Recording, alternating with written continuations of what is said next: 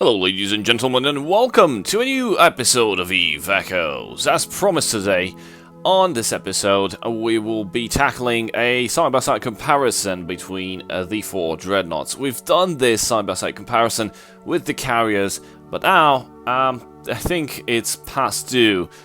We should take a look at these, at least try to decide which one is better, based on the general stats and probably on the bonuses as well.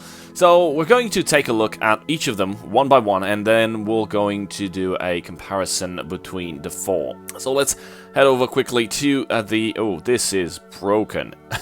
This one is so big, the camera just goes out of bounds. I don't think this was intended for station docking. Okay. Let's head over to the ship hangar. We're inside Gica's Pleasure Hub, and we're going to take them in an alphabetical order, just like we did with the carriers. So, first thing first, we have the Moros, which is the Galente Dreadnought.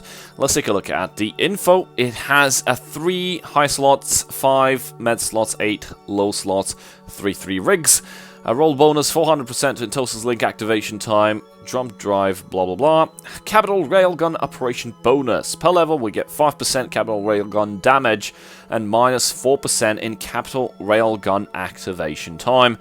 And for the Dreadnought command bonus, per level we get 7.5% increase in armor repair, This is funny. So the Galente Dreadnought has a bonus to armor repping and railgun damage plus activation time, which consolidates an extra DPS. That's pretty much it about the Moros. Keep note of those slot loadout configurations. We'll try to identify if there's any Dreadnought different. But I seriously doubt it. I'm 100% certain that they're all the same. Moving over to the next Dreadnought, which is the Naglfar, the Mmorpg Dreadnought. And this one has 35833. It's staple. That sounds familiar, it's just like in the carriers. Yeah, so there's no difference in the slot rollout in between the 4 carriers and in between the 4 Dreadnoughts. Roll bonus, pretty much the same. We've got the 400% in total link activation time. We got the Capital Cannon Operation bonus. Per level, we got 5% Capital Cannon damage and minus 4% Capital Cannon activation time. It looks like it's the same kind of bonus. We got an increase in actual damage and a decrease in activation time, so it's both of these bonuses go towards increase of DPS. And for the Dreadnought command bonus, the Naglfar has 7.5% shield boost amount. So this one also has a bonus to repping, but to shield, of course, the Naglfar is intended for shield items. And also look like the bonus numbers are pretty much the same. We got the 7.5% armor repping bonus on the Moros and 7.5% on the Naglfar on shield boosting. But shield boosting and armor repping are a bit different. So the question remains, do they add up the same? For example, per 5 minutes of boosting, do you get the same of shield repping as compared to armor repping? We're going to have to do a deep analysis on that one. Moving over to the next Dreadnought, which is the Phoenix, the Caldari Dreadnought, which in my opinion, I think, but we're not looking at guns here. We'll definitely have to go through the guns at one point in another episode to check out the damage and, you know, the damage output and how well they fare against different kind of ships. I know for certain that Naglfar has a drawback. Anything that sits beyond 40 kilometers towards 50 kilometer range, it's gonna suck if you use the autocannons. The Phoenix seems to be doing the most damage against capital ships and against structures, while for versatility I've noticed that the Revelation seems to be the best as in range and damage output. But we'll see that when we get there. Right now, the Phoenix, same roll bonus, Capital Missile Torpedo Operation bonus per level, get 5% Capital Missile Torpedo damage, and minus 5% Capital Missile Torpedo Explosion Velocity. So this is not a direct increase in DPS, it's just a 5% damage. That's a direct increase in DPS, but damage applicability, you know, with the large missiles, it kinda sucks. That's why the Phoenix is no good versus support ships versus battleships. It's gonna take a long time shooting the capital cruise missiles or capital torpedoes on small ships, or at least smaller sized ships. But I'm guessing we will also be seeing, like, we'll have the cruise missile, we'll have the capital torpedo launcher, and we'll probably have a rapid something? I don't know, what kind of rapids can you fit on it? You only have 3 slots, so there must be some capital rapid something that would shoot some form of missiles that would be good against support ships. We don't know.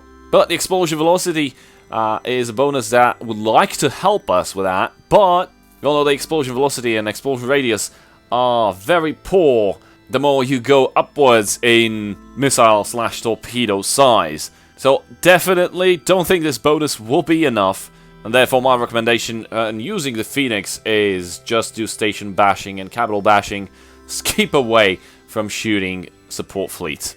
Down below we've got Dreadnought command bonus, 4% shield resistance. Now this is the first Dreadnought that we don't see a direct increase in shield repping or armor repping bonus, and this is just an increase in shield resistances.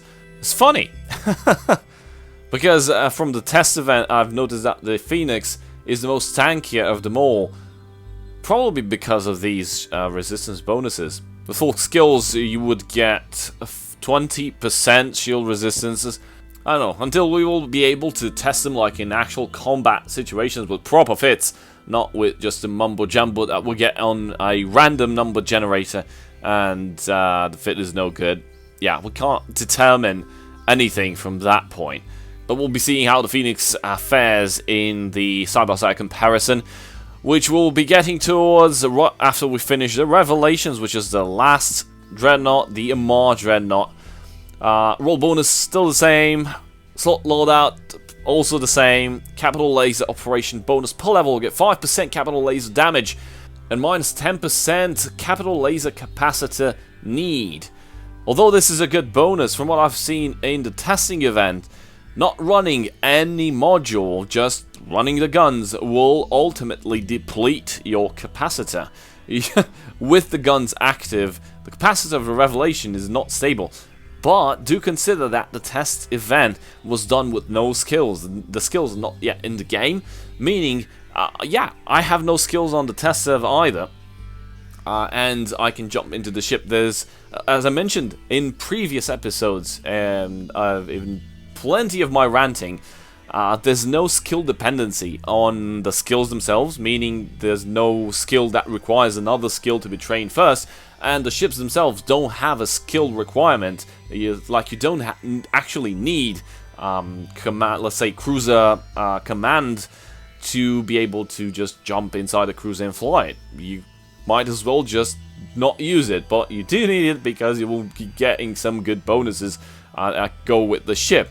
Also, I'm guessing that the case is here with capital ship engineering, which will provide extra capacitor, extra power grid, extra capacitor recharge rate. So without those skills, yeah, with the guns active, your capacitor will be depleted eventually. You're not cap stable. And down below we have the Dreadnought command bonus per level, plus 4% armor resistance. It's pretty much the same as the Caldari Phoenix. So the Caldari Phoenix and the Mmorpg Revelation are pretty much a passive tank, while the Moros and the Naglfar are more reliant on active boosting.